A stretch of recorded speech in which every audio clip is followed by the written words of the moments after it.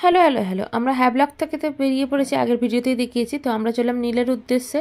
তো এটা হচ্ছে ক্রুজের মধ্যে দেখো সবাই এসে পৌঁছে গেছে নীলেতে। তখন প্রায় সন্ধ্যের দিক হয়ে গেছে। তো ক্রুজের ওপরে ডেক থেকে দেখো সমুদ্রটা কি অসাধারণ লাগছে, আকাশটাও খুবই সুন্দর লাগছে। একদিকে একটু চাঁদও দেখা যাচ্ছে দেখতে পেলে, আবার তার সঙ্গে উল্টো দিকে সানসেটও হচ্ছে।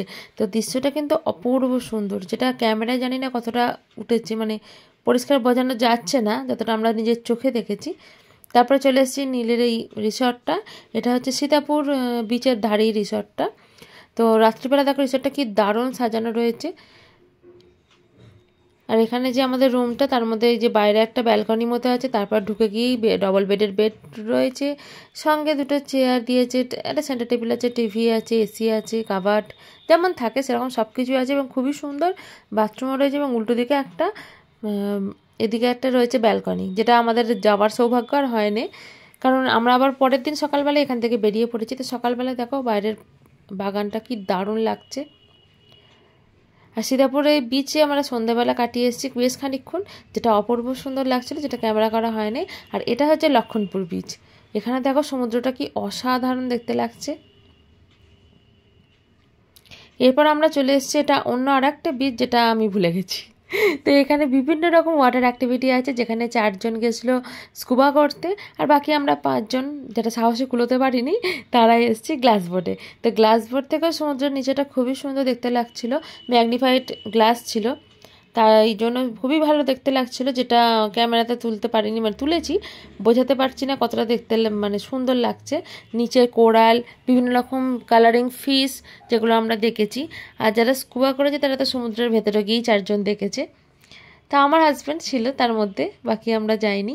তো এই দেখো গ্লাস বোর্ডের ভিতর থেকে কোরালগুলো কি সুন্দর লাগছে। এখানে রৌদ্রের লাইটের সঙ্গে ক্যামেরার সঙ্গে ঠিক আসছে না ছবিটা, তবে কিন্তু দারুণ দেখতে ছিল। তারপরে এসে কয়েকজন স্নানও করেছে সমুদ্রে।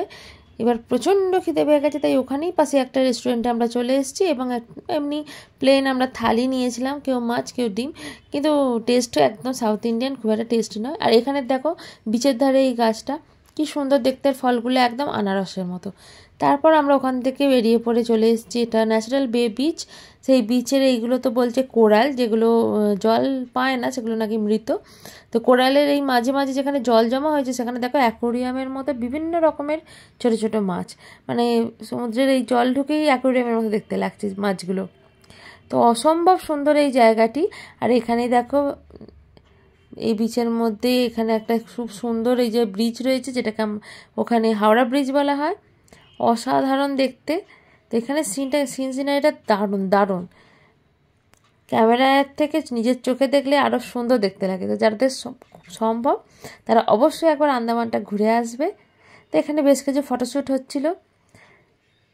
তো নীলে এটাই আমাদের লাস্ট, এরপর আমাদের আবার ফিরে চলে যেতে হবে পোর্ট ব্লেয়ার। দেখো মাছগুলো কি দারুণ।